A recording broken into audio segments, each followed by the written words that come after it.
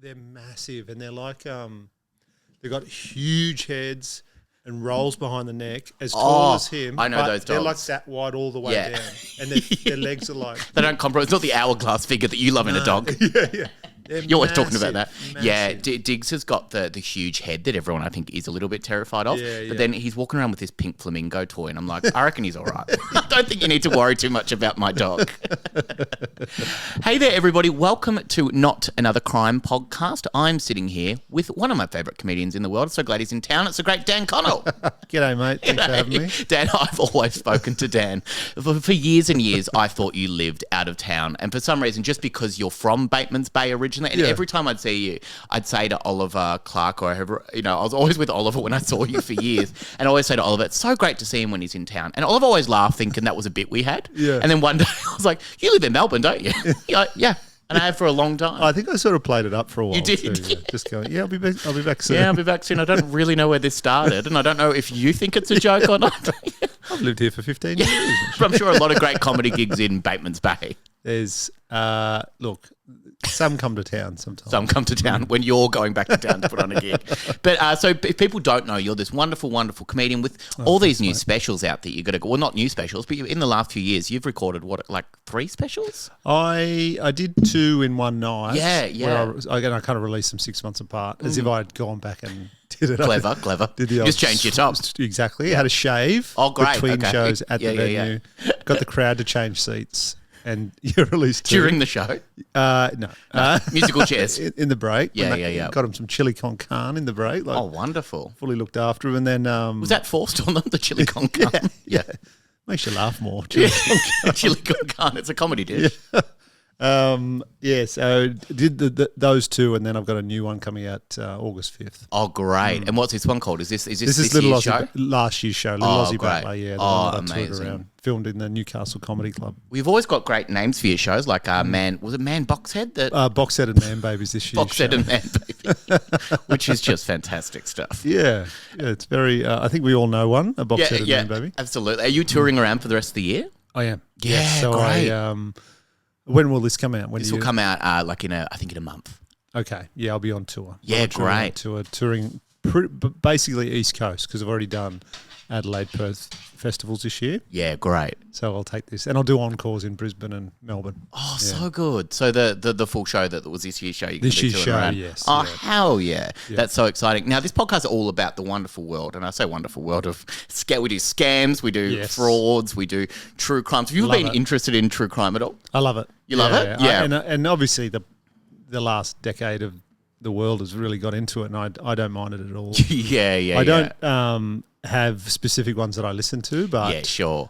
Regularly, but my wife will sometimes find one and I'll listen to it. Oh, yeah. I just love it. I do love it. I love a crime doco on Netflix or something. If great. Yeah, if I don't have a gig and it's, the kid's in bed and my wife will go and watch something on her laptop. Yeah. Snuggle up and I'll have the room to myself. Oh, yes. When it's really dark and you're all alone. She sees my history on Netflix, just you're a fucking psycho. There's no continue watching for you. You binge the whole thing. Yeah.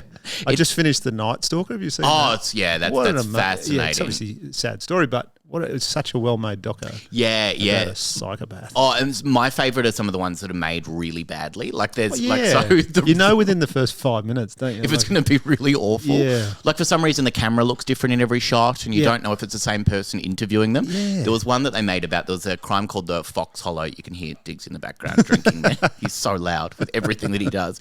But there was a documentary about the Fox Hollow farm, which I don't know if you know this story, but it was someone who, when he sadly murdered, I think they found something like 50,000 bones on his property after he was no longer alive, and it was just such a shocking thing. And I was like, the documentary must be amazing, but it's mostly from the point of view of the clairvoyant that's still interested in the case. And it would have been a really amazing documentary because there were aspects that were really good, but then halfway through the documentary, for some reason, it's just her in her part-time job. She works in a wine store.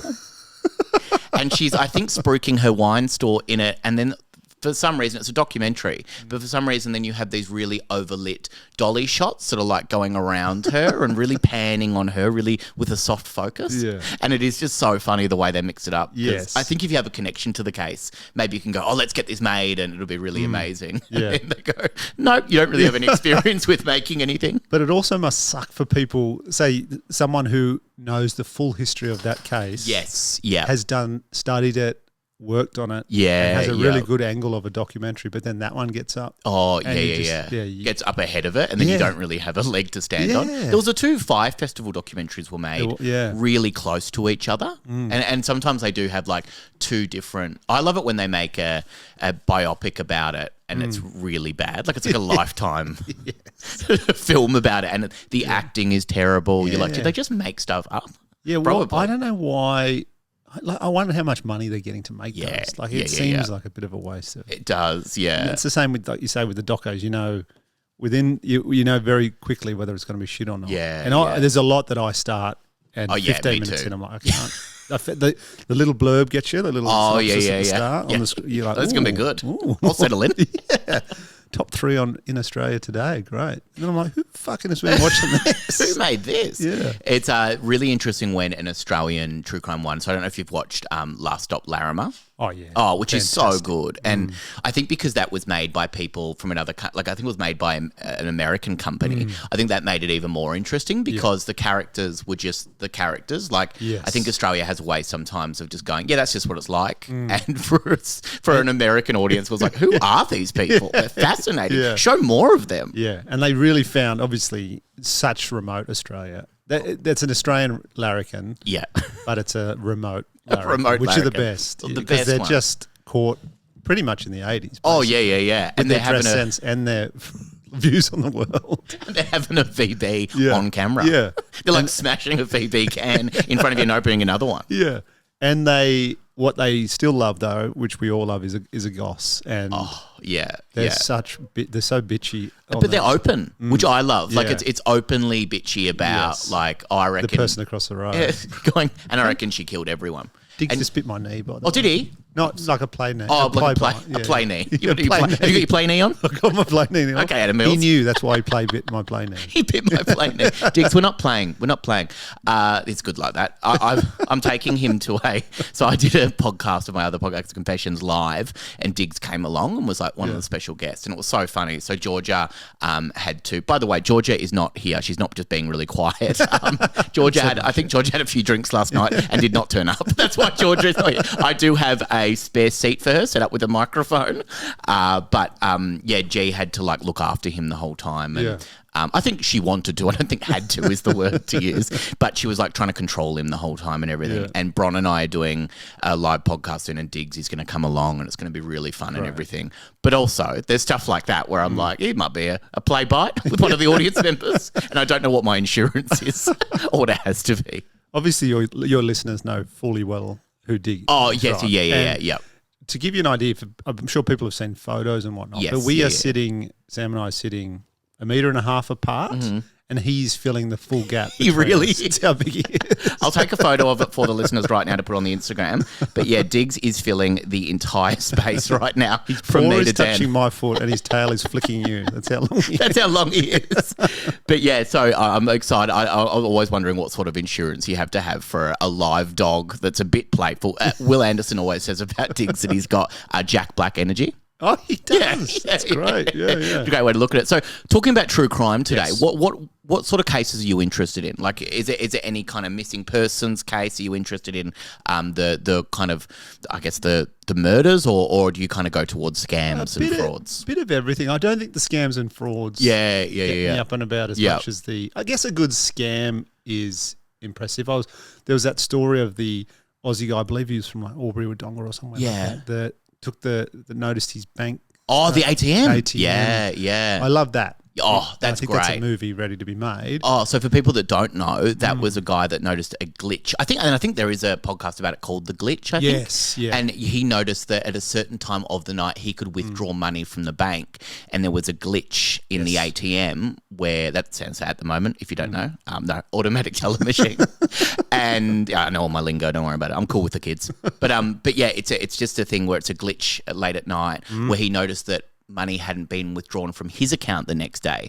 So it was just free money. And he did it for a long time, didn't he? I think it was millions. Oh, my God. Yeah, and then he felt bad and dobbed himself in. Did he dob himself in the end? Eventually, yeah. Yeah, right. I guess you'd have to at some point. I guess that's the way to do it. But yeah, that was somewhere like Albury Wodonga, wasn't it? Yes, yeah. So that's an interesting story. But I am drawn to you.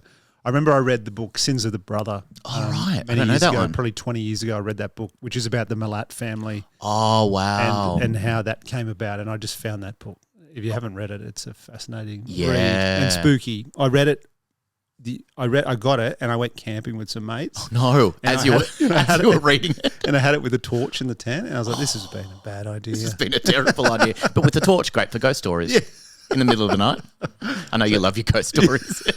Big Dan, Yeah. big ghost Good story guy. lot, yeah. I thought this was a ghost story podcast. Actually, you got me here under false pretenses. I did. I said, come and tell some of your great ghost stories, whatever. Then I'll get you here. One of the hosts won't rock up. So yeah. So for this podcast today, what kind of story have you brought today to kind of talk about? Well, Is there anyone in particular? mine is not so much murder, but I do have a crime story related to me. Yeah. Oh wow. A couple of okay. interesting ones that happened. I had to get a police check a number of years ago for a job. Yeah, And okay. I didn't get the job because of my police check, and I was like, I've never Never of done speeding anything. fines. Yeah. And I thought maybe that's what it was. And then they're like, no, you should check it. And it came, I had this on my police report was a full 6 or 7 charges. What? Aggravated burglary, aggravated assault with a weapon. You're like, I don't think it was aggravated. Just trying to tell a couple of ghost stories. And turned out it was just another person with the same name. And apparently that happens a bit. Sometimes they bugger up, the police checks because they just get the wrong info. So it's just someone using your identity? Not even. It's someone with the same name. No, it's just someone with the same name. Yeah, purely with the wow. same name. And my mum and dad used to get calls back when I was like 20, 25. Yeah. For a period of years, they get, where is he? We want to know where he's living and stuff. So it was obviously to do with this guy. Oh my God. Yeah. So what does a police report look like in Australia? Is it just basically a list It's just a piece of paper. Yeah. All your birth date, address and then it just has the offences listed. Wow. And now obviously I had it fixed up and mine says nothing, but at the time it was quite. I was panicked. Yeah. The other Connell's been busy. Yeah. The other Dan. He's been busy. Been super busy. Yeah. What do you do in a situation like that? So, I just went straight back and said, "You've got this completely wrong. I had to show that I was never in. I was in South Australia. A lot of it happened. I had to show that I'd never been there at that time. I was living here. And then they were like, "Oh shit, how bad." But I was wondering how much that happens. Oh, it must happen all the time because it must be such a thing where it's like, well, they just kind of report on it and go, oh, we'll just put it in that file, the Dan Connell file. And go, it's getting quite big, actually. It's getting you have to add it to that massive file of things that he's been up to. But yeah, so in that situation, do you just have to go to them, say this wasn't me, and then you get it all cleared up? Clear it up for me, please. Can you look into this? Please. Look into it properly because I think maybe our middle names were different. Oh, okay, right. Birth date's similar, but not. Oh my God. God. And I probably haven't checked that for 10 years, so I probably should just go back and make sure nothing else has been added. But my other story is, and this could have got me, this was really me. Yeah. It could have got something on my charge sheet. Yeah.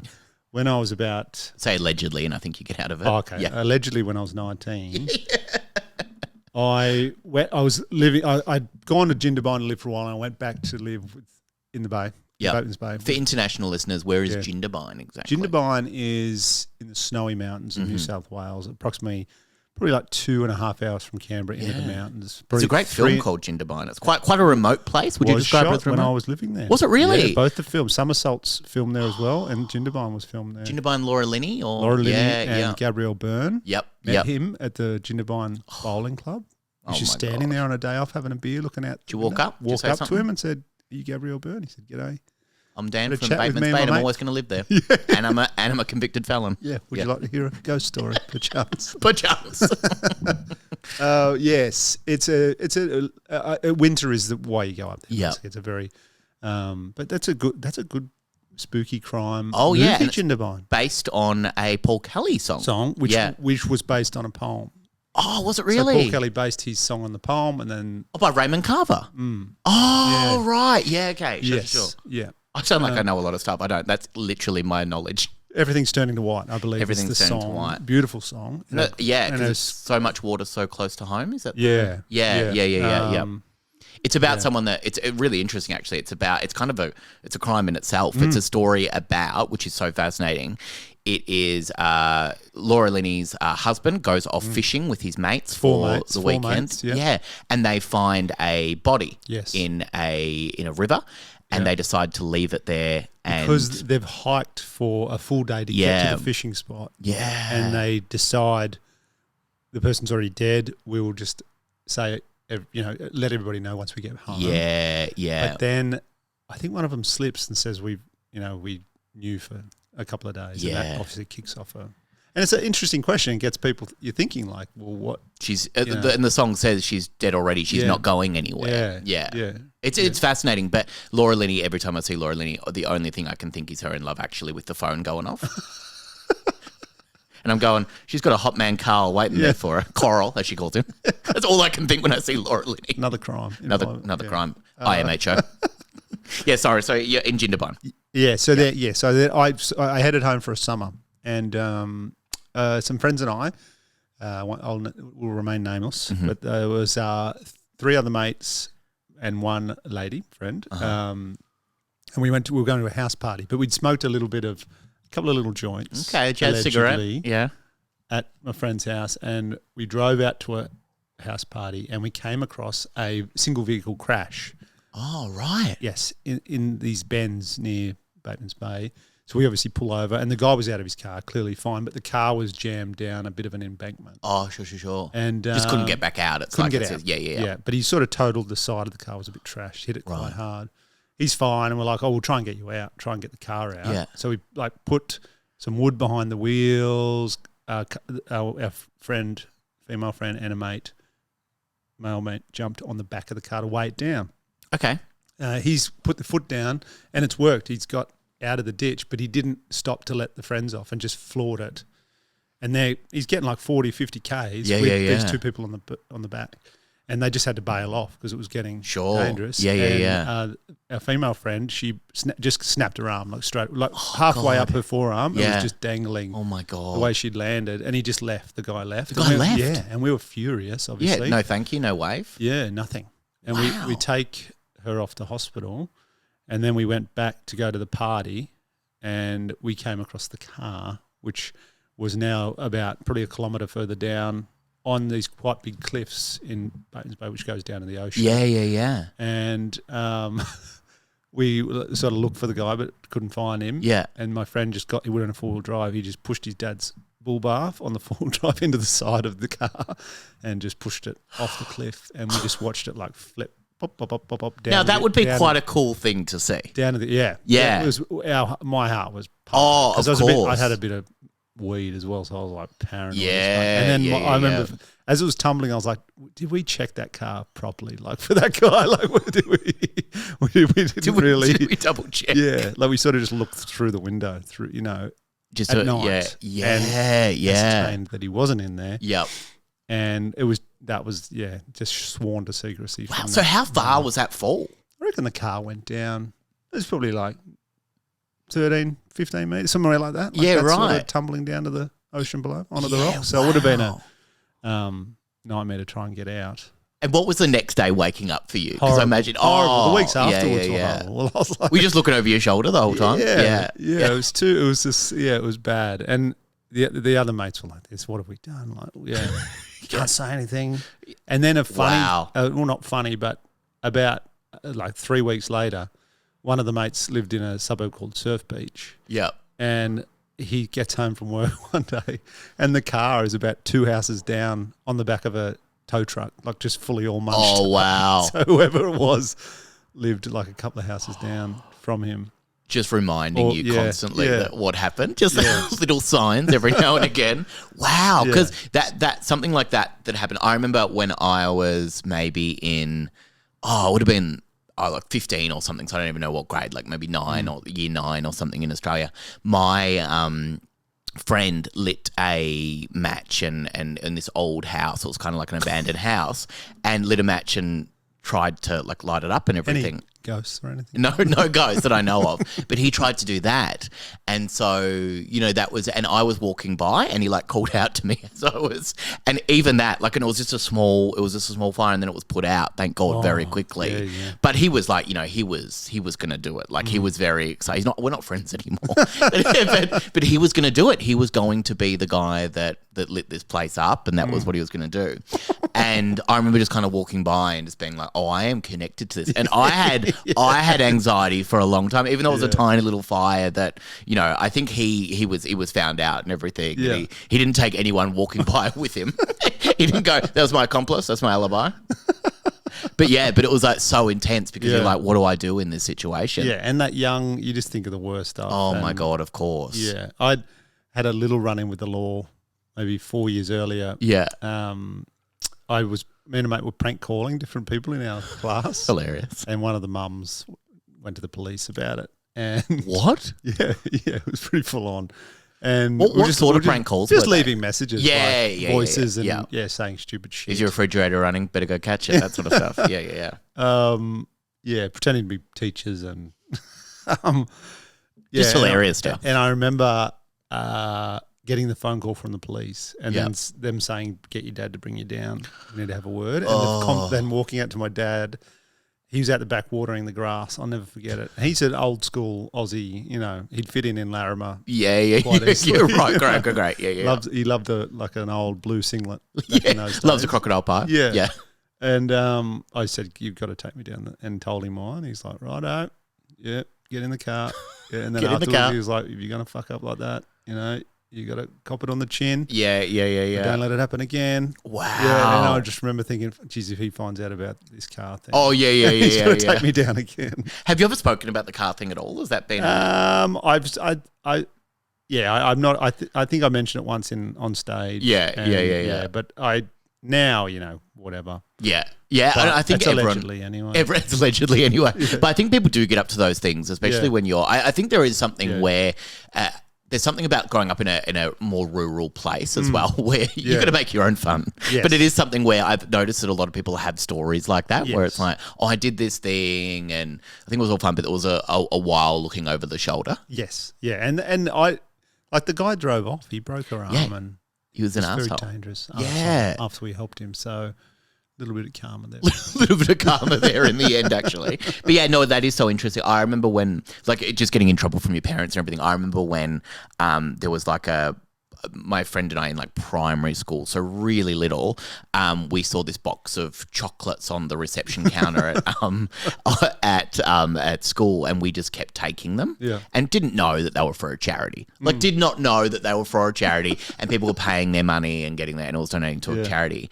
And my dad, when I got home one day, found all these like chocolate frog, the Freddo Frog wrappers everywhere, and was just like, "What are you doing? Like, where'd you get all this from?" And I was like, "Oh, I just got them." He was like, "With what money? Where did you get all these chocolate frogs?" And then, because he was a teacher at that school, he marched me down, and I had to explain, and I had to go and pay with and I had to pretty much, I think, just wash his car for a while, mow the lawns of the neighbours and everything, and I had to really pay for these. Yeah. But it was so funny because at the same time, I had this thing on Philip. I don't know if you ever had this, but it was like, Dad had at the shop, so you wouldn't have to pay. It was kind of like a tab, but they called it the book. And the book was just this thing where anytime you go into the local shop, and it was a very small IGA, he'd go through and you'd sign the book.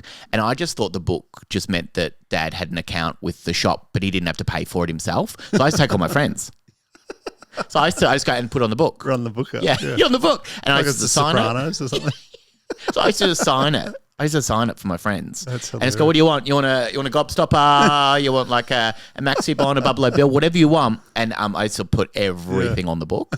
Then he'd come in. He'd come in after a month. He came in, and there was like a $200 bill on there from like weeks and weeks of me going in and buying like push Freddo pops. Frogs and push pops, just whatever I wanted, whatever my friends wanted. Yowies would have been big. Oh yeah, Curly Whirly. Curly Whirlies. Yeah, Curly Whirly. So I had everything, and I was just like, "This is great! Like, just the best thing in the world." That's awesome. So funny.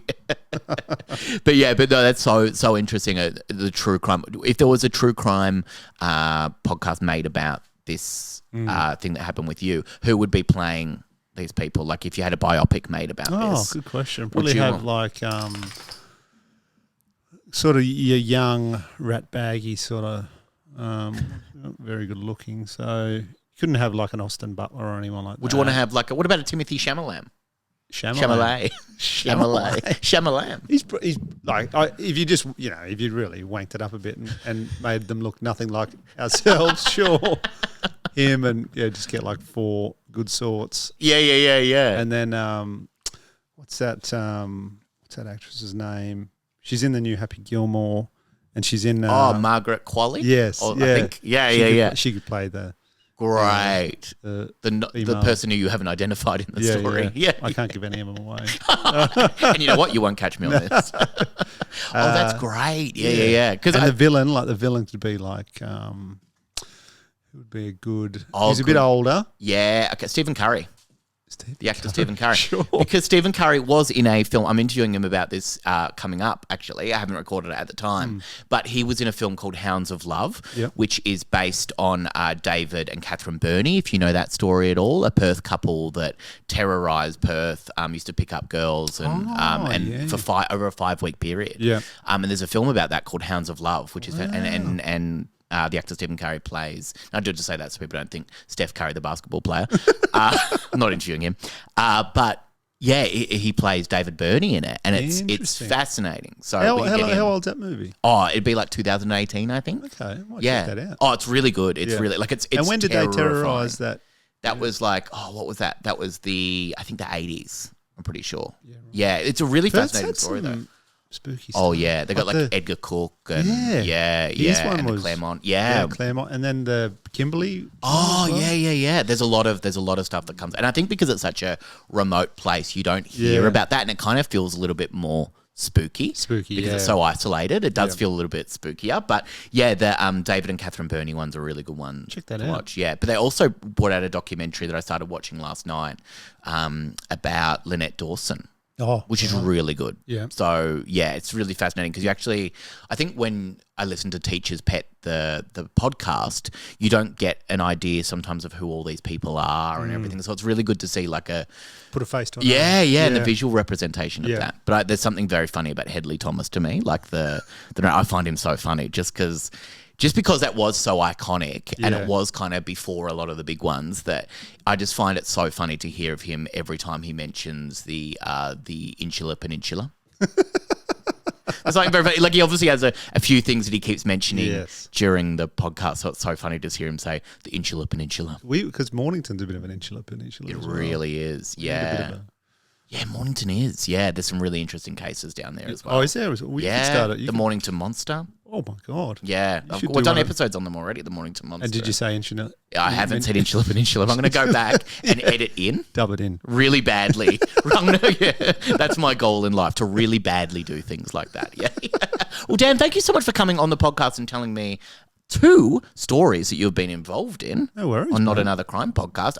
How do people find you and every wonderful thing that you do? Well, you can find me on social media. Yep.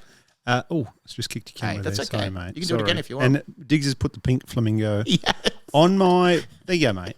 He's like a great white coming up out of the water to take He's a great white. He's a great white of the land, Diggs. Oh, my God. You're all right, buddy. You're all right. And he's given me some lovely slobber, by the way. It's lovely. You're very lucky. Might wash these jeans, Diggs. Yeah. Come on, Diggs. I'm on all the social media. I'm on Instagram, Facebook, TikTok, Daniel Connell Comedy. Yep. And you can check out my new special on YouTube. Oh, great. Free to watch on there, called Little Aussie Battler. Oh, I'll put the links below. Yeah, check that out. And I'm on tour most of the time, so just websites, danielconnell.com.au. Amazing. Thanks so much, Dan, for joining me. No worries, mate. Thanks for having me.